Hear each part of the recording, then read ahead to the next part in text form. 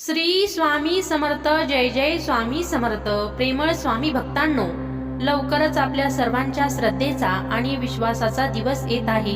तो म्हणजे श्री स्वामी समर्थ महाराजांचा पवित्र प्रकट दिन. प्रकट दिन हा 20 मार्च 2026 वार शुक्रवार या दिवशी आहे. हा दिवस केवळ एक उत्सव नाही, तर लाखो भक्तांच्या आयुष्यात आशा, श्रद्धा आणि चमत्कार घेऊन येणारा दिवस आहे. अक्कलकोटचे महाराज, ब्रह्मांड नायक श्री स्वामी समर्थ, ज्यांनी अनेक भक्तांचे संकट दूर केले, अनेकांना मार्ग दाखवला आणि निराश झालेल्या जीवाला नवसंजीवनी दिली. मित्रांनो, अनेक भक्तांच्या मनात एक प्रश्न येतो, प्रकट दिन म्हणजे नेमकं काय? प्रकट दिन म्हणजे तो पवित्र दिवस ज्या दिवशी एखादा संत किंवा महान महापुरुष लोकांच्या कल्याणासाठी जगासमोर प्रकट होतो. म्हणजेच त्या दिवशी त्यांनी भक्तांना प्रथम दर्शन दिले आणि त्यांच्या जीवनाला दिशा देण्यास सुरुवात केली. श्री स्वामी समर्थ महाराजांचा प्रकट दिन हा प्रत्येक स्वामी भक्तांसाठी अत्यंत पवित्र दिवस मानला जातो. कारण या दिवशी स्वामी अक्कलकोटमध्ये प्रकट झाले आणि त्यांनी असंख्य भक्तांचे दुःख दूर केले, संकटातून मार्ग दाखवला आणि जीवनात श्रद्धा व विश्वास निर्माण केला. म्हणून या दिवशी भक्त स्वामींचे नामस्मरण, मंत्र जप, आरती आणि पूजा करतात. स्वामींचं एक वाक्य आपण नेहमी लक्षात ठेवलं पाहिजे, ते म्हणजे भिवू नकोस, मी तुझ्या पाठीशी आहे. म्हणूनच या पवित्र दिवशी आपण सर्वांनी मनापासून स्वामींचं नाम घ्यावे. स्वामी समर्थांचे एक वाक्य आपण नेहमी ऐकतो, भिवू नकोस, मी तुझ्या पाठीशी आहे. हे वाक्य केवळ शब्द नाहीयेत, हा प्रत्येक भक्तांसाठी स्वामींचा आशीर्वाद आहे. जीवनात कितीही अडचणी आल्या, कितीही संकटे आली, तरी जर मनापासून स्वामींचं नाव घेतलं तर त्या संकटातून बाहेर पडण्याची शक्ती आपल्याला मिळते. प्रकट दिन हा दिवस आपल्याला स्वामींच्या चरणी कृतज्ञता व्यक्त करण्याची संधी देतो. या दिवशी अनेक भक्त स्वामींचा मंत्र जपतात, नामस्मरण करतात आणि स्वामींच्या कृपेची अनुभूती घेतात.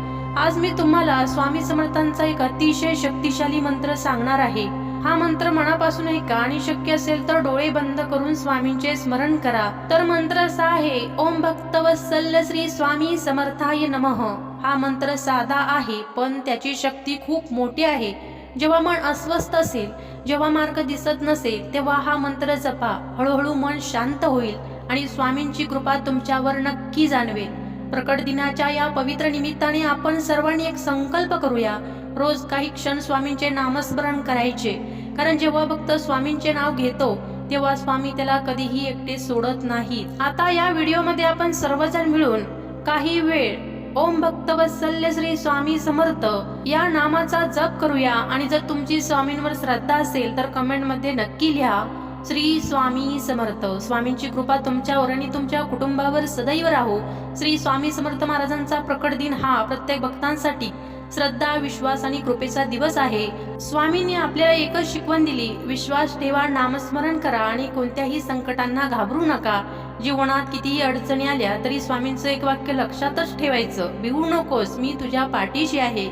म्हणून या पवित्र दिवशी आपण सर्वांनी स्वामींचे नामस्मरण करूया, चांगले कर्म करूया आणि मनात श्रद्धा ठेवूया.